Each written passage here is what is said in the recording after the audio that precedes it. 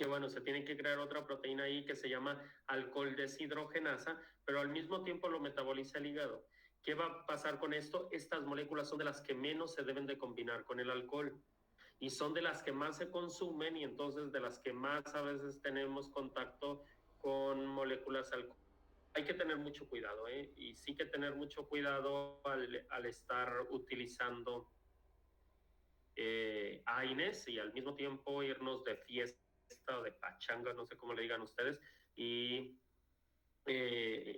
no sé, no les digo que no tomen nada, probablemente que tomen poquito, pero muy poquito.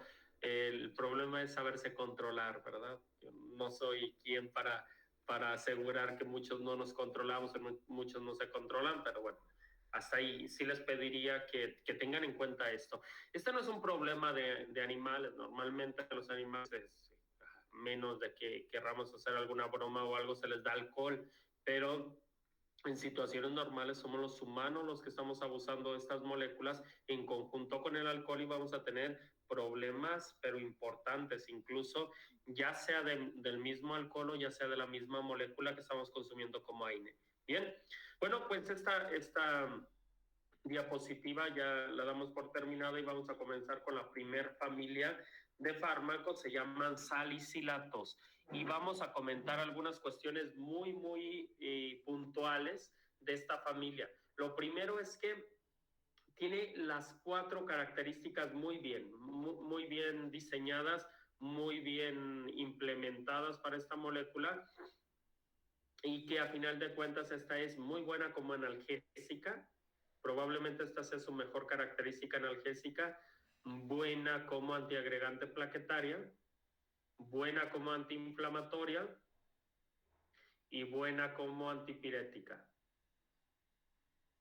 ¿Sí? Bueno, las 4 características las tiene bien. ¿Y por qué puse como un triangulito más grande que otro? Porque su mejor actividad es analgésica. Alguien dice, pero no hay ninguna que le gane con actividad antiagregante plaquetaria. Sí, pero tampoco es tan buena, ¿eh? Y tampoco queremos tanta inhibición de la agregación plaquetaria. Con que inhiba poquito es suficiente. Entonces, su mejor efecto, vuelvo a repetir, su mejor efecto de los salicilatos es la analgesia, pero no hay ninguna que se le compare con agregación plaquetaria, ¿sí? Esta es también la mejor como antiagregante plaquetario. ¿No se les van las 2 características más importantes de esta familia? No. Bien, pero tiene las 4 características, eso hay que resaltarlo. Probablemente no haya una familia más potente que los salicilatos en los 4 efectos. ¿Y por qué razón? Dígame. ¿Cuál era el otro efecto?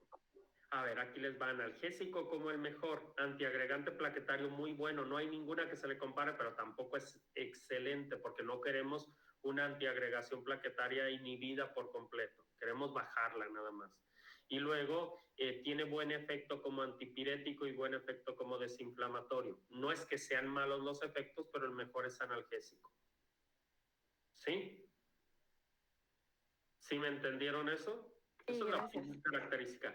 La segunda, y que es única y exclusiva de los salicilatos. Repito esto, ¿eh? La segunda característica que es única y exclusiva de los salicilatos es que se unen de manera irreversible a la ciclooxigenasa 2. Repito, se unen de manera irreversible a la ciclooxigenasa 2. Recuerden que la ciclooxigenasa 2 es una proteína y que esta proteína, bueno, tiene en realidad es una de tercer o cuarto orden, no me acuerdo bien, pero tiene una alfa hélice y una beta plegada, vamos a pensar que sea así. Y una vez que se une, vamos a pensar que esta se une en un punto de la beta plegada, vamos a pensar que sea aquí.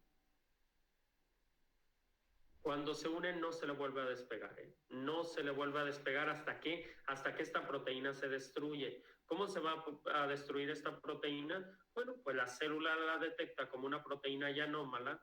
Atentos con la palabrita, seguramente ya la han escuchado, C-ubiquitina, vuelvo a repetir esta palabrita, C-ubiquitina, ubiquitinación quiere decir que se le pone un mensaje de destrucción proteica. Esta se dirige a la célula, una estructura que se llama proteosoma, y en el proteosoma se desensambla, por así decirlo, se le quitan todos los ladrillitos, que quiere decir todos los aminoácidos, para utilizarlos en otra proteína. Pero esta proteína no vuelve a servir una vez pegándosele el ácido acetilsalicílico o cualquiera de sus derivados, porque la siguiente característica es que el fosfosal, el diflunisal y todos los demás dependen del ácido acetilsalicílico.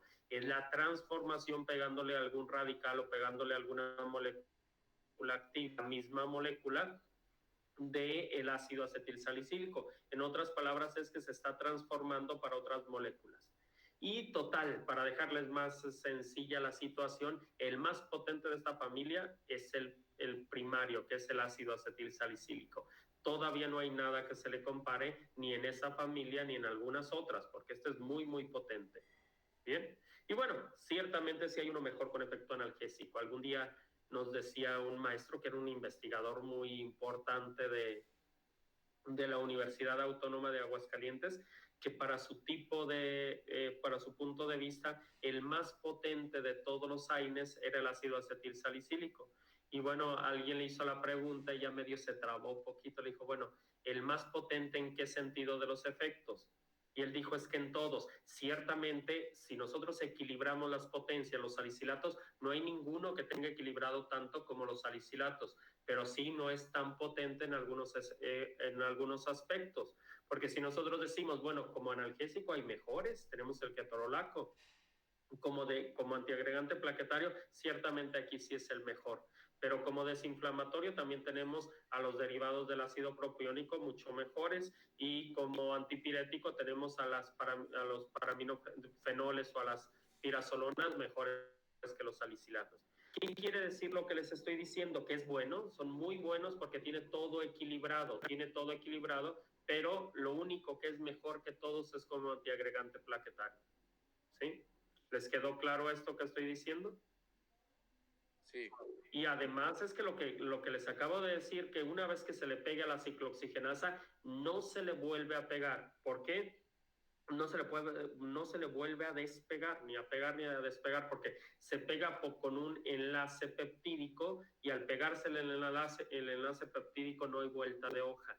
¿Qué le tiene que pasar a esa proteína? Repito, tal vez el nombrecito se les fue, que es un nombrecito medio extraño, ¿no les parece? Ubiquitinación. ¿Lo habían escuchado antes? Sí. La célula, cuando detecta que una proteína ya no sirve, la ubiquitina, ¿qué quiere decir eso? Le pega una molécula de ubiquitina, así se llama la molécula. Y esa ubiquitina es como ponerle el mensaje de que está dañada la proteína y que se tiene que ir a destrucción. A esta la reclama el proteosoma, la mete al proteosoma, la destruye, saca todos los ladrillitos, por así decirlo, que son todos los aminoácidos, para volverlos a utilizar en otra proteína. ¿Estamos bien? Lo que se destruye es la proteína, no la célula. No, la célula no. Esta es parte de la célula, es la proteína. La célula tiene una estructura que se llama proteosoma. Y ese proteosoma reclama las proteínas que ya están dañadas, que de alguna parte de la célula, que por ejemplo una proteína de membrana que ya está vieja, le manda otra proteína, reclama esa proteína dañada, pero esa proteína dañada ya viene con la ubiquitina, está ubiquitinizada, que no le suene como trabalenguas, aunque sí parece, ¿verdad? Ubiquitinizada. Alguien podría hacer un trabalenguas ñoño de este sentido y podría crear esto hablando de la ubiquitina, pero es muy importante decir que cualquier proteína que esté en proceso de descomposición debe de ubiquitinizarse. ¿Sí? ¿Hay algún fármaco que tenga esta acción de ubiquitinizar? Mire que yo no sé, podría ser una buena idea. Por ejemplo, vamos a pensar de enfermedades priónicas. ¿Qué tal y usted detecte una estructura de un prión que se le pueda pegar la ubiquitina? Vea que esto traería una ventaja evolutiva tremenda. ¿Sí? Pero yo que sepa, no. Puede que exista y que yo no sepa. Pero okay, es una muy buena opción. Pero bueno, vuelvo a repetir que todas las proteínas que vayan a destrucción necesitan ubiquitinizarse. Y aquí le pasa lo mismo. En otros fármacos, vamos a pensar otros fármacos de los mismos AINES, vamos a pensar que este sea ibuprofeno. Se le pega el ibuprofeno a la ciclooxigenasa 2 y por cuestiones normales sabemos que se le va a pegar unas cuantas horas, luego de que la inhibe se le despega porque este fármaco ya no tiene vida viable y vuelve a funcionar la ciclooxigenasa. En cambio, ¿qué tiene que hacer esta célula que ya perdió esa ciclooxigenasa? Producir y producir y producir más ciclooxigenasas. Por eso son tan potentes los salicilatos, porque una vez que localizan el blanco, que es la ciclooxigenasa, se le pegan y no vuelve a servir la proteína, la dañan de por vida. Como aquellas novias o novios tóxicos que ya dejaron marcado a aquel fulano o aquella fulana que anduvieron con ella. Hagan de cuenta una metáfora muy parecida. ¿Bien? Así son los salicilatos de tan agresivos. ¿Bien? ¿Alguna duda con los salicilatos? Y bueno, la toxicidad viene en muchos sentidos, atentos aquí. La más importante de la toxicidad de los salicilatos es a nivel neurológico. Repito, de todos los AINES son moléculas muy pequeñitas que por lo tanto pueden llegar a cualquier parte del organismo, incluyendo el sistema nervioso como punto crucial. Y la toxicidad influye en muchísimos sentidos. El más importante es una ligera somnolencia. Hay quienes tienen una somnolencia mucho más marcada, pero no me dejarán mentir, no todas las personas se comportan igual, pero a veces lo vemos más comúnmente en personas que en animales. Que tome alguien aspirina, vamos a pensar. Toma aspirina y dice, es que traigo un sueño todo el día. Pues, ¿qué hiciste? Bueno, es que me dolía la espalda o me dolía no sé qué y tomé aspirina. Bueno, pues ahí tienes que el ácido acetilsalicílico es una molécula ligeramente tóxica para el sistema nervioso que te provoca muchísimos problemas, entre ellos somnolencia. Personas también, es que esto se ve más en personas, pero no lo notemos raro, que consumen salicilatos, después tienen muchos problemas de vómitos, muchos problemas de vómitos. ¿Pero por qué razón?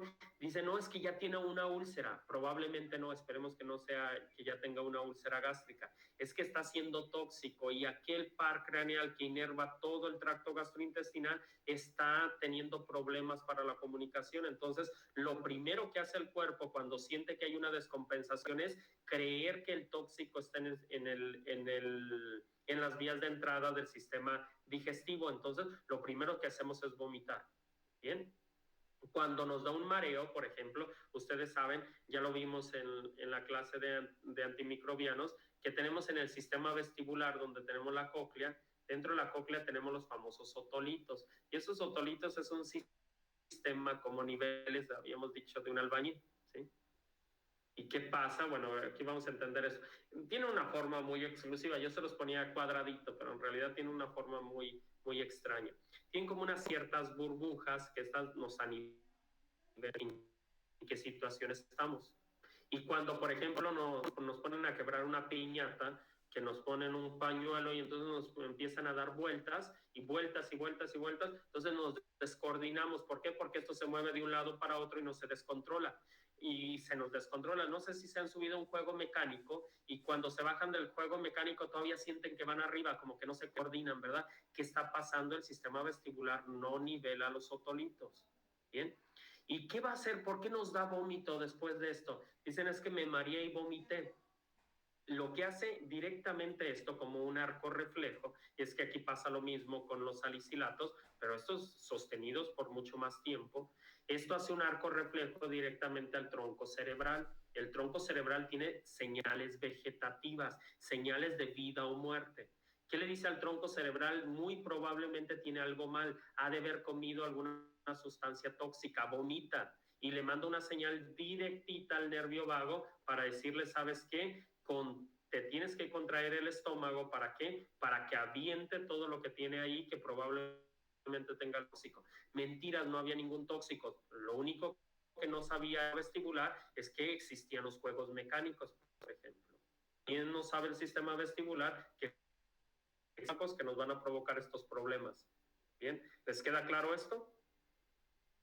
¿Y qué hacen todos estos antieméticos? Bueno, lo único que hacen es inhibir la señal directamente de aquí o también de acá, porque es la misma señal que se le va a dar al tronco cerebral o al par craneal, y por lo tanto cuando tomamos algunos antieméticos funcionan con eso.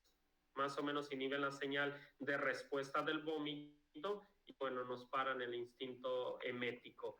Ten en cuenta que es arco reflejo consciente, ¿eh? Lo que viene acá debemos de tener directamente concientizándonos de que no es una situación alarmante. Alguien que dice voy a vomitar, se concientiza que va a vomitar. En alguna que otra ocasión no lo podemos detener, pero en muchos problemas sí que lo podemos detener. ¿Bien? ¿Les queda claro con esto? ¿Alguna duda sobre los salicilatos? Comentamos varias cosas de los salicilatos. No se les va nada. Si alguna duda tienen, me dicen, porque vamos a la siguiente familia que se llaman paraminofenoles. Paraminofenoles es una familia, pero sí verdaderamente importante para el sector salud humano. Es más, no sé si han visto memes de estos de las redes sociales que dice paracetamol para todos y empiezan a repartir a diestra y siniestra. Bueno, probablemente sea una situación de alarma, una situación de burla, pero también hay que tener en cuenta que se ha hecho, pero sí un abuso tremendo de esta molécula. En veterinaria no, y en veterinaria, ¿por qué no se ha hecho tanto abuso? Porque hay algunas especies, incluyendo varias razas de perros, razas de gatos, incluso algunas de especies exóticas que son intolerantes a estas moléculas, o las moléculas en otros sentidos son altísimamente tóxicas para algunos perros, para algunos gatos. Por lo tanto, no se utilizan tanto, no se utilizan tanto para estas especies, y tengan cuidado de no exacerbar el uso, o prácticamente mejor utilizar otras moléculas para estas especies. Pero para el sector salud humano no tiene problemas, por lo tanto lo utilizamos mucho. Y eso que dije hace un momentito no tiene problemas, pónganlo en tela de juicio, porque no tiene problemas si lo consumimos una, dos veces, tres veces, qué sé yo. Y es que en este sentido, y no quiero ser ni peyorativo ni misógino en decir lo siguiente, pero no me dejarán mentir que aquí quien abusa más de estas moléculas son las mujeres. ¿Y por qué les voy a decir que son las mujeres? Porque la fisiología sí las ha hecho. Es mucho más común que las mujeres tengan cólicos premenstruales, menstruales o postmenstruales, y es que la fisiología las hizo de esa manera, y los hombres no es que no tengamos problemas de quejarnos por un dolor u otro, que dicen que los hombres somos mucho más cobardes para resistir el dolor, probablemente sí, pero es que la naturaleza nos hizo así, no tenemos ninguna ventaja evolutiva, ni mucho menos, y tampoco ninguna responsabilidad sobre eso. La naturaleza nos hizo de tal manera que no tengamos mes con mes estos problemas que pueden tener casi todas las hembras, incluyendo a las mujeres. Para este sentido, nosotros que somos seres razonables, consumimos algunas moléculas, y muchos de los que consumen moléculas, entre ellos son las mujeres que consumen mucho paracetamol. Tengan cuidado, repito esta palabra, tengan cuidado en no exacerbar el uso de esta molécula. Vamos a pensar que un día tengan muchísimo dolor por algún cólico menstrual o premenstrual y dicen, bueno, ya tomé metamizol la semana pasada, en esta ocasión tomo paracetamol, está bien, y que estén variando de moléculas, que no mezclen moléculas ciertamente, pero si hace unos 3, 4 días tomó una molécula, segurito que ya las 5 vidas medias se fueron con mucho del organismo, puede tomar esta molécula. Cada cual recomienda el paracetamol, probablemente cada 6, 8, según sea el estímulo de dolor que tenga. Lo toma y lo toma otra vez y lo toma otra vez. Si usted abusa, yo estoy diciéndole abusa 4 o 5 días de esta molécula y de ahí para arriba, esta molécula tiene muchísima capacidad de ser hepatotóxica. Y es que no crean que solamente le provoca un daño cualquiera al hígado, causa necrosis, y tengan mucho cuidado porque manda a la muerte, pero a la muerte por explosión a una cantidad de células hepáticas, que tengan muchísimo cuidado con esto. No con esto estoy diciendo que consumirlo 2 o 3 veces nos va a traer problemas. Consumirlo por mucho tiempo, y es que hay gente que a la menor provocación de dolor ya está consumiendo estas moléculas, tengan mucho, pero mucho cuidado. El paracetamol es una molécula muy tóxica contra el hígado, pero si la utilizamos de forma razonable y solamente cuando sea necesario, asegurémonos que tampoco va a ser un problema. Lo que sí nos vamos a asegurar que va a ser un problema cuando abusemos de la molécula. Ahora, ya dijimos una característica que es muy, muy hepatotóxica con el abuso. ¿Para qué está indicado? Casi en exclusividad para dolor y para pirexia. Vuelvo a repetir, casi en exclusividad. Esto quiere decir que si tenemos una inflamación y le vamos a dar paracetamol, va a ser lo mismo que Carmen Salinas en el Congreso, absolutamente nada. Entonces no tenemos ni para qué dar para una inflamación paracetamol.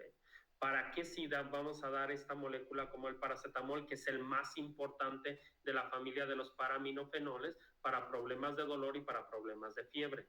Contemplemos lo siguiente, les voy a poner un ejemplo les dije que en este tema íbamos a tocar el problema del dengue, y no crean que el dengue es poca cosa. Estamos en una ciudad que como ciudad per cápita en el país no existe, o a veces existe por allá por Veracruz, por Tabasco, de repente que nos andan ganando a Guadalajara en lugares con más casos de dengue, pero casi siempre y penosamente nos llevamos los primeros lugares per cápita de más personas infectadas por dengue. Y esto podría ser una vergüenza, y debe ser una vergüenza.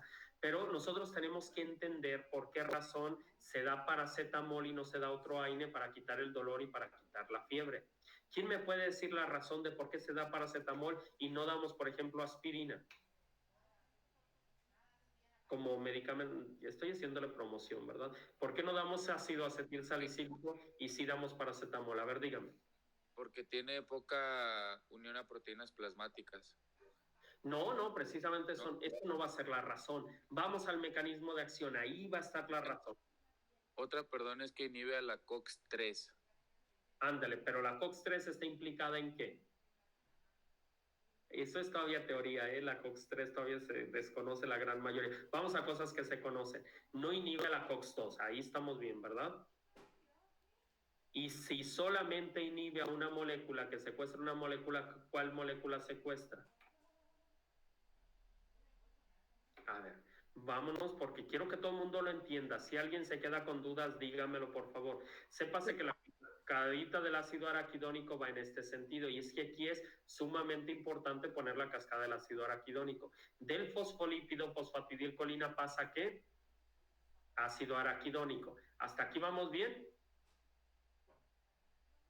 Del fosfatidilcolina ácido araquidónico, luego se va por esta vertiente y produce prostaglandinas, ¿sí se acuerdan? Prostaciclinas, dependiendo del estímulo, pero se puede producir todo. Prostaciclinas y tromboxanos. Atentos con la última, ¿eh? ¿Quién me dice para qué sirven los tromboxanos? Ya lo hemos dicho varias veces.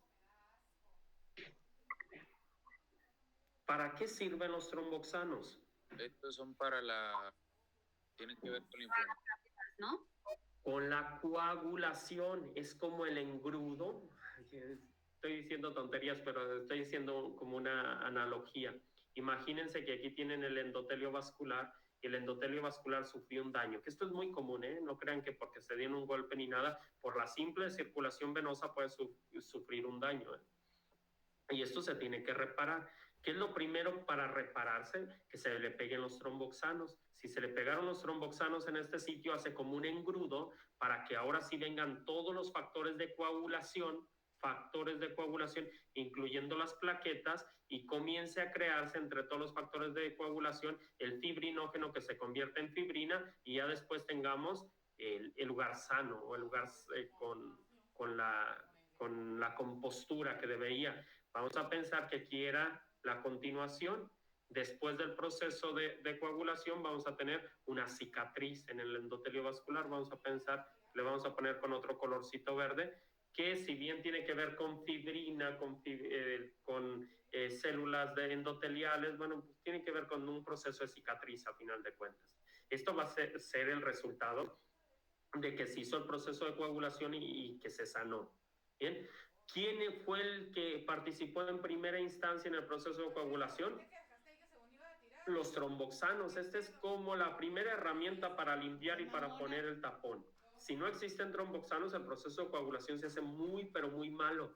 Entre más tromboxanos haya, más fácil se hace el proceso de coagulación. Pero les vuelvo a repetir este dichito popular mexicano: ni tanto que queme al santo, ni tanto que no lo alumbre. Si tenemos tantísimos tromboxanos, vamos a tener un coágulo de dimensiones, y ese coágulo de dimensiones, cuando aquí ya sanó, se tiene que soltar. Y si se suelta y la luz arterial o venosa es más pequeña, bueno, pues aquí tenemos la de Dios es Padre.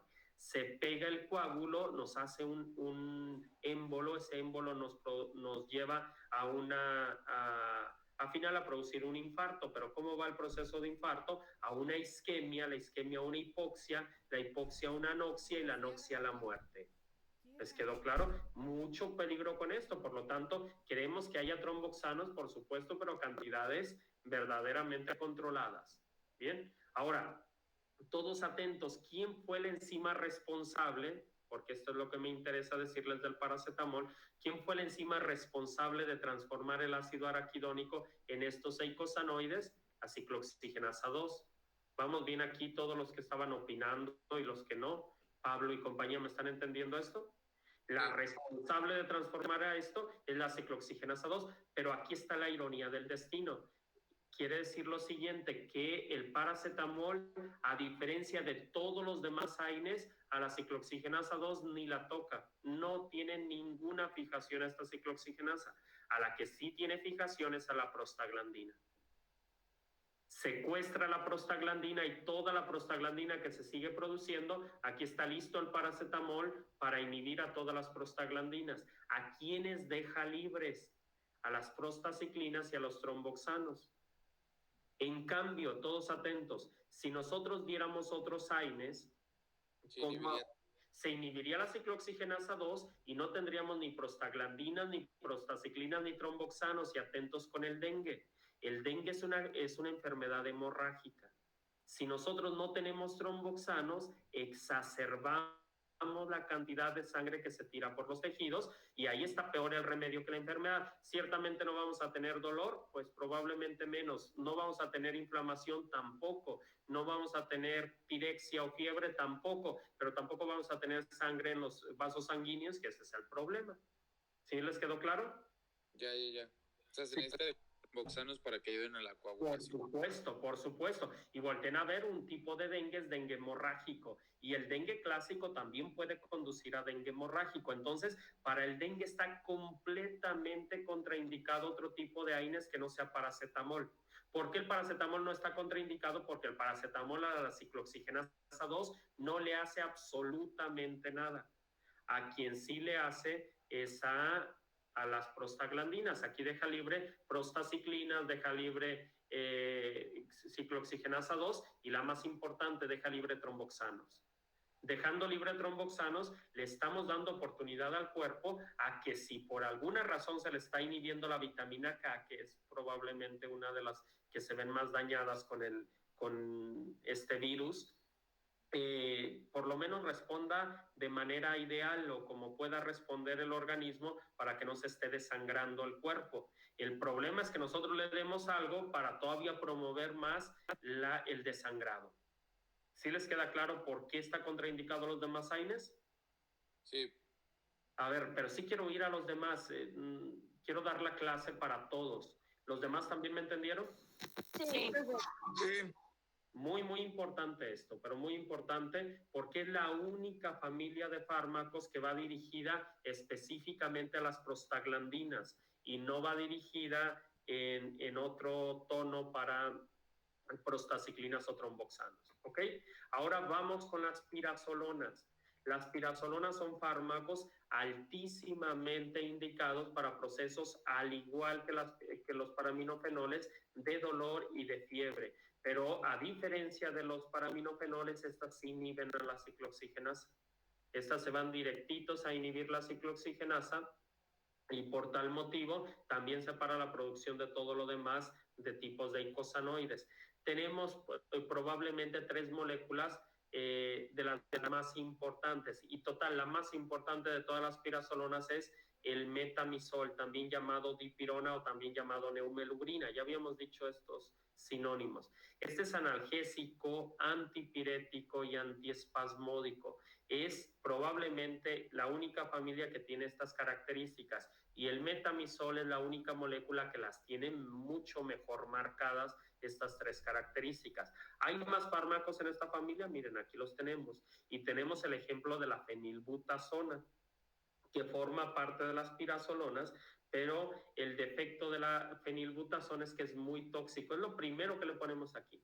Incluso hay otra molécula derivada de la fenilbutazona que se llama oxifenilbutazona, que tiene también un cierto efecto, es transformada de la fenilbutazona, y a esta ya se le descubrió un cierto efecto en cuanto se transformó de actividad antiinflamatoria. Tampoco es la gran ventaja, pero sí funciona con actividad antiinflamatoria también, lo que sí no tiene nada el metamizol. El metamizol, la fenilbutazona, y otras moléculas de la misma familia tienen muy, pero muy poca actividad o prácticamente nula actividad antiinflamatoria. La única que tiene más o menos buena es un derivado de la fenilbutazona que se llama oxifenilbutazona. ¿Bien? ¿Tiene problemas esta molécula? Ajá. Atentos, porque sí que tiene muchísimos. ¿Ustedes quieren comercializar esta molécula para algún país como Estados Unidos y Canadá, ahora que tenemos el Tratado de Libre Comercio? Piénsensela 10 veces, porque no puede entrar a ese país. Ahora digan, no, yo no voy a comercializar nada, yo solamente voy de vacaciones. Y digan, bueno, pues me voy a llevar mi cajita de metamizol porque me dan unos cólicos cada y cuando que no me los aguanto, y como el metamizol tiene actividad antiespasmódica y además actividad analgésica y antipirética, es lo mejor que yo pueda tener para estos problemas. Se llega a metamizol, pero no lleva ninguna receta médica. Y entonces lo detienen o la detienen en aduana cuando va a entrar a Estados Unidos. Tenga mucho cuidado, porque probablemente la noten como casi narcotraficante, porque esta molécula está prohibida en los Estados Unidos y en Canadá. ¿Por qué está prohibida? Porque según eso, en los años 70, y digo según eso porque lo pongo en tela de juicio, porque en muchísimos países del mundo nada tiene que ver con lo que sí pasa en Estados Unidos. Y nosotros seremos, como dice Andrés Manuel, una raza muy resistente. Mentira, somos igual que todos. El problema es que la FDA no ha contemplado de verdad la severidad del daño de esto. No tiene tanto, está satanizada la molécula, cuando en realidad no es que no causa este efecto, es por el tremendo abuso de la molécula cuando puede causar problemas de anemia plástica. Hay fármacos con muchísimas más posibilidades de anemia plástica que el metamizol. Estamos, por ejemplo, las cefalosporinas, tenemos algunos como los anfenicoles, tenemos otras tantas moléculas que tienen muchos más problemas que el metamizol, y la que está satanizada es el metamizol. Aquí en México, bueno, también hay que presumir lo que medio se hace bien. Se han hecho muchísimos estudios en base a metamizol a ver si es cierto que está causando estos problemas, y créanme que se ha encontrado casi nulo o muy poco este problema. ¿Qué quiere decir? Que a los estadounidenses sí les causa estos problemas. Ya, yo les aseguro que el problema es que no se han hecho más estudios. Se han pasado reportes y reportes y reportes a la FDA, y la FDA dice, lo vamos a revisar y lo vamos a revisar, como aquellos que les llevas una solicitud de empleo y te dicen, luego te hablo. Hagan de cuenta que hace lo mismo. No va a dar su brazo a torcer, o por lo menos muy pronto no va a dar el brazo a torcer, porque hay más alternativas. Lo único que yo les voy a decir es, tengan mucho cuidado en llevar estas moléculas a países como Estados Unidos. Y si es que la van a llevar, lleven su receta médica. El problema es que son moléculas que se venden por la libre. Yo les preguntaré quién va a una farmacia y pide metamizol y se lleva una receta, menos de que haya sido al médico. Pero si tú ya sabes que te funciona con actividad analgésica, antiespasmódica, incluso ahí en las estanterías, vayan, no voy a hacerle promoción a la farmacia, pero sí es de las más comunes en Guadalajara, estas famosas farmacias Guadalajara, vayan, y ahí en las estanterías de fuera de la farmacia tienen todos estos fármacos para que tú los agarres y los pagues donde tú quieras. Ni siquiera tienes que ir al mostrador a pedirlos. ¿Ustedes creen que siempre sea necesario tener una receta? Tengan mucho cuidado. Lo único que les digo es que hay países donde este tipo de moléculas está prohibido, y los pueden catalogar incluso como casi narcotraficantes al pasar moléculas prohibidas. ¿Bien? ¿Está quedando claro? Dígame. ¿Y en veterinaria está prohibido también No, eso? hombre, ni poquito, ¿no? En veterinario lo utilizamos y muchísimo, ¿eh? No, pero allá en Estados Unidos. Sabe que es muy buena pregunta. No me he puesto a pensar, nunca he hecho nada. Voy a ver, yo creo, y es que no quiero mentirle, Pablo, pero probablemente no se utilice para nada, probablemente, pero sí la quiero investigar. Yo a ojo de buen cubero le diría que como está prohibida por la FDA, ni en la industria humana ni en la industria veterinaria, pero muy probablemente sea esta la situación, pero qué sé yo que me esté equivocando. Buena la pregunta y lo voy a investigar, pero sí que está prohibida ya. Que por ejemplo, para caballos, quién sabe qué usarán allá, cólicos, ¿no? Bueno, hombre, utilizan vamos aquí, que los derivados del ácido nicotínico se llama meglumina de flunixin y se utiliza para cólicos sin ton y son, ¿eh? Incluso aquí en México, está supliendo a la dipirona, ¿eh? Yo le aseguro que si se pone a hacer un estudio de cuántos utilizan meglumina y cuántos utilizan dipirona, la gran mayoría utilizan meglumina. Ah, ok. ¿Sí? Hay otras alternativas, por eso les digo que no es que esta molécula sea la única alternativa. ¿Sí? ¿Vamos bien? Es una muy buena alternativa, pero yo creo que no se utiliza ya, eso creo, pero lo voy a investigar. ¿Alguna duda con lo que estamos viendo aquí? No. Bueno, hay varios aquí, propifenazona, fenilbutazona, oxifenilbutazona, metamizol, que es el más importante, pero en veterinaria lo conocemos como dipirona. Bien, el problema, no se les olvide que este es el efecto adverso que se ha encontrado, no en muchísimos casos, unos cuantos estudios lo han dicho, que se llama anemia plásica o incluso agranulocitosis grave que conduce a la anemia plástica. Bien. Vamos con otra familia que solamente voy a mencionarla, se llama los derivados del ácido fenilpropiónico o propiónico. Lo único que les voy a dejar claro esto que se parece un poquito a las funciones de los salicilatos, solo que los salicilatos tenían mejor función analgésica y estos tienen mejor función antiinflamatoria, pero tienen las 4 funciones, todos estos, ¿eh?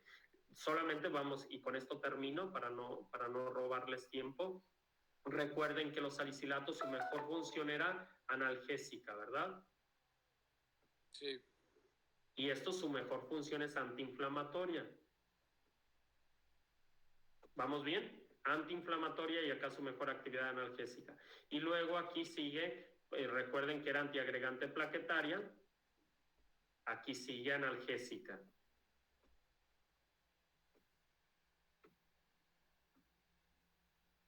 No sé qué puse, pero es analgésica. Luego sigue antipirética, que también acá antipirética. Acá en los salicilatos también la tercera era antipirética.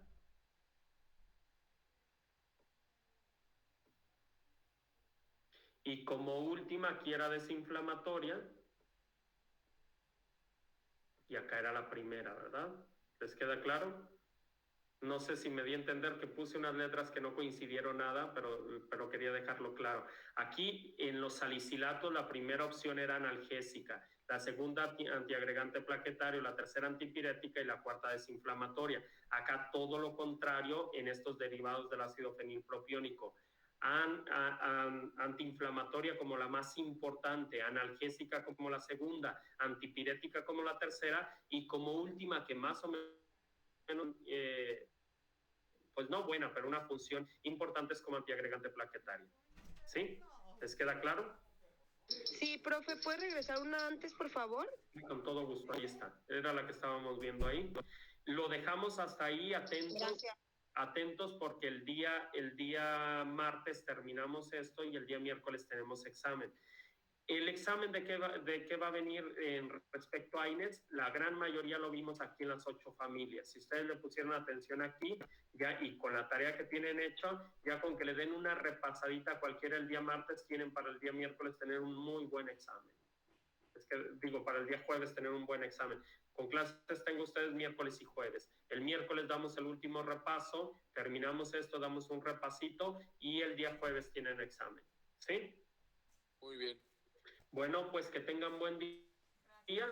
Nos vemos el día miércoles para la